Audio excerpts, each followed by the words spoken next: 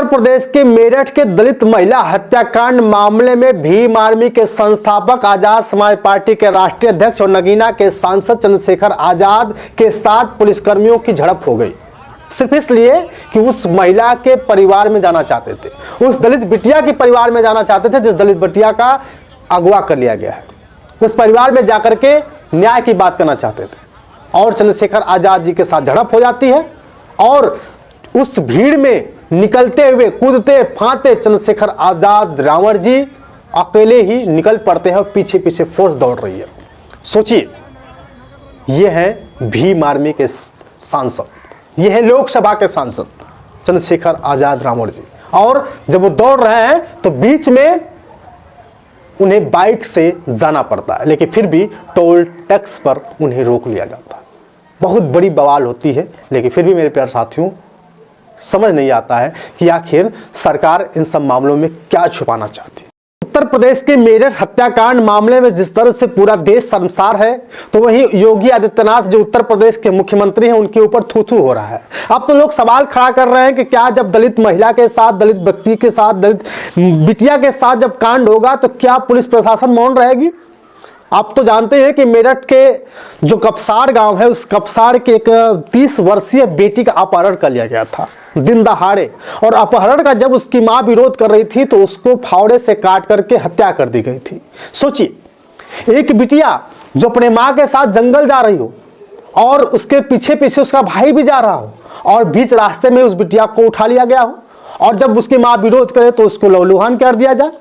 ये कहां तक क्या नया है? लेकिन सबसे बड़ा सवाल ये होता है कि जो उत्तर प्रदेश के मुख्यमंत्री योगी आदित्यनाथ जी कहते हैं कि अगर किसी बेटी के साथ इस चौराहे पर छेड़छाड़ होगी तो छेड़छाड़ करने वाले के लिए अगले चौराहे पर यमराज खड़ा होगा।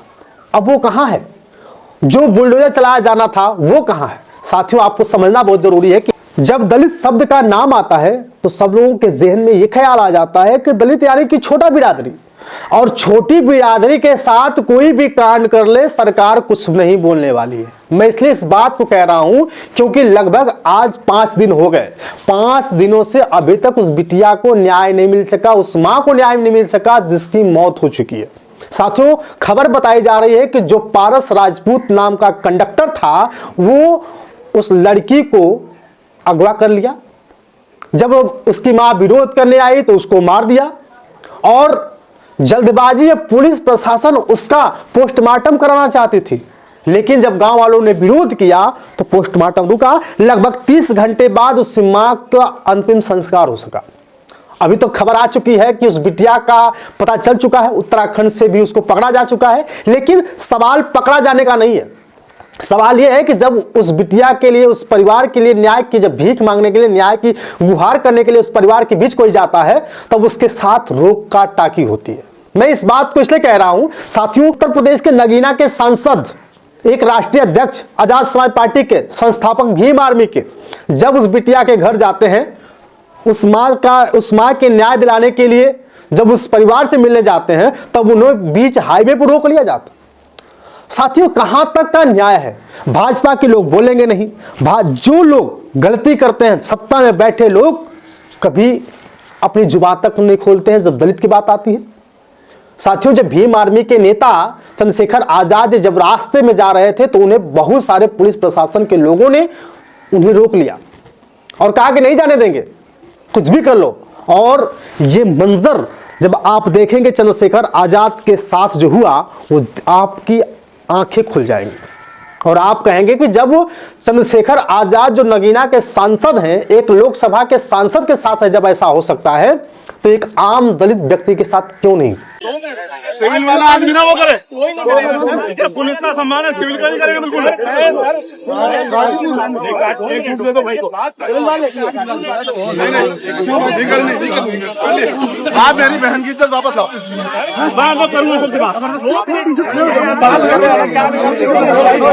एक और बना लो पीछे। मेरा नाम दिखाओ, मेरा घर छुटमलपुर है।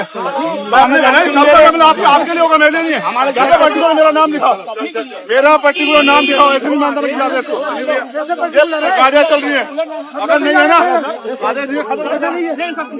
जिसके साथ पूरी फोर्स हो, जिसको वाई प्लस की सुरक्षा मिली हो, उसके साथ जब ऐसा हो सकता है, उसके साथ जब बदतमीजी हो सकती है, तो आम आदमी के साथ क्यों नहीं। ये उत्तर प्रदेश है भैया, इस उत्तर प्रदेश में योगी जी की सरकार है और योगी जी अभी हर जगह फेल होते हुए नजर आ रहे हैं। इसलिए फेल होते हुए नजर आ रहे हैं कि अभी कानपुर में कांड हुआ था, वहां भी योगी सरकार कुछ नहीं कर पाई। बहुत सारे ऐसे मामले आए दिन, जो रेप करने वाले लोग हैं, जो नेता है, विधायक है, सांसद है, वे लोग रिहा होते जा रहे हैं। लखीमपुर की घटना आप लोगों ने जानी और सुनी होगी, जब किसानों के ऊपर एक भाजपा का नेता का बेटा जब गाड़ी चढ़ा देता है, तब उसके उस बीच में रास्ते में क्या होता है, उनके साथ क्या होता है। लेकिन मेरे प्यारे साथियों, अब आपको समझना होगा, अब आपको एकजुटता दिखानी होगी, आपको लड़ने की जरूरत है, आपको बोलने की जरूरत है। जिस दिन आप लोगों ने बोलना बंद कर दिया, जिस दिन आप लोगों ने लड़ना बंद कर दिया, तो आपके साथ भी वही होगा, आपके बहन बेटियों के साथ भी यही हो सकता है जो मेरठ में हुआ।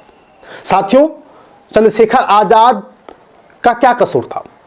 वे तो बस उस बिटिया से मिलने, उस बिटिया के परिवार से मिलना चाहते थे, उस मां के परिवार से मिलना चाहते थे जिस मां को लहूलुहान कर दिया गया था।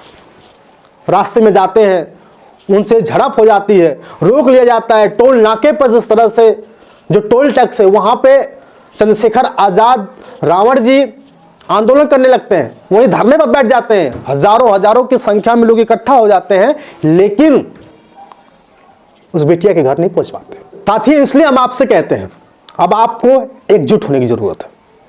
और जिस तरह से भीम आर्मी के साथ, भीम आर्मी सांसद के साथ, लोकसभा सांसद के साथ, जो दलित पीड़ितों शोषितों के जो आवाज हैं, उनके साथ जब ऐसी हालात होगी तो फिर क्या होगा। खबर आ रही है कि उस बिटिया को पा लिया गया है। पता चल रहा है कि पारसनाथ, जो पारसनाथ राजपूत है, उसको और उस बिटिया को गिरफ्तार कर लिया गया है। लेकिन सोचिए, न्याय का गुहार करने वाला, न्याय की भीख मांगने वाला भी गिरफ्तार हो जाता है। अब तो समझ नहीं आ रहा है कि ऐसा ना हो कि भीम आर्मी के जो राष्ट्रीय संस्थापक हैं, उनके ऊपर एफआईआर न दर्ज हो जाए। हो भी सकता है, क्योंकि नियम और कानून का उन्होंने उल्लंघन किया है। इसलिए क्योंकि वो बीच रास्ते को क्रॉस करते हैं, एक टू व्हीलर पर 3 लोग सवार होकर जाते हैं और जो पुलिस प्रशासन से भिड़ गए हैं, उस पर भी उनके ऊपर एफआईआर हो सकता है। लेकिन सवाल एफआईआर का नहीं, सवाल यह है कि आपके और हमारे बच्चों को न्याय कब मिलेगा, कैसे मिलेगा। जब भी कोई बात उठाना चाहता है, जब भी उनके साथ खड़ा होना चाहता है, तो उनके साथ झड़प हो जाती है। साथियों, भीम आर्मी के नेता के साथ ही नहीं, बसपा के नेताओं के साथ, कांग्रेस के नेताओं के साथ, समाजवादी पार्टी के जो विधायक हैं, उनके साथ पुलिस प्रशासन ने रोक टोक की। पुलिस प्रशासन ने उन्हें जाने तक नहीं दिया। सोच लीजिए, अभी उत्तर प्रदेश के मुख्यमंत्री योगी जी का अभी तक कोई बयान नहीं आया है कि उनकी सरकार में उस बिटिया के साथ ऐसा क्यों हो गया। भाजपा के किसी नेता, सांसद, विधायक का कोई बयान नहीं आया है। देश के प्रधानमंत्री मोदी जी का भी अभी तक बयान नहीं आया है कि इस देश के साथ, इस देश की बिटिया के साथ क्या हो रहा है। बेटी पढ़ाओ, बेटी बचाओ, बेटी पढ़ेगी भी, बेटी बढ़ेगी भी। अब तो जो गृह मंत्री अमित शाह जी हैं, उनको भी लेकर के लोग ट्रोल कर रहे हैं, जो कहते थे कि 14 साल की बेटी भी अगर स्कूटी पे पूरे गहने लाद करके अगर घर से निकल रही है तो उसको कोई रोकने वाला नहीं है। रात 12 बजे भी निकल रही है तो उसको कोई पूछने वाला नहीं है, छेड़ने वाला नहीं है।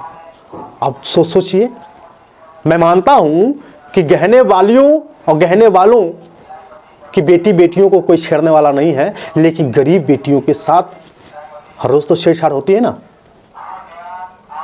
साथियों, रूप कांप जा रहे हैं। भीम आर्मी के संस्थापक चंद्रशेखर आजाद रावण के साथ जब ऐसे झड़प हो सकती है, तो हम और आप जैसे आम इंसान के साथ क्यों नहीं। आए दिन पत्रकारों के साथ भी झड़प हो जा रही है। जब कोई न्याय की बात करता है, जब हम जैसे लोग आवाज उठाते हैं, तो हम लोगों के खिलाफ एफआईआर हो जाते हैं। कौन आवाज़ उठाएगा।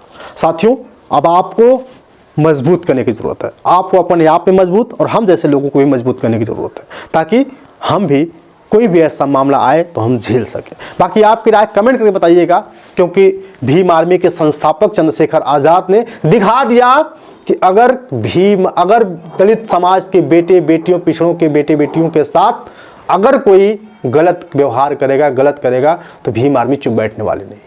चंद्रशेखर आज़ाद चुप बैठने वाले नहीं हैं, लड़ जाएंगे। वक्त मिलेगा तो गाड़ी से उतर कर पैदल ही निकल पड़ेंगे, दौड़ पड़ेंगे। बाकी आपकी राय। शुक्रिया।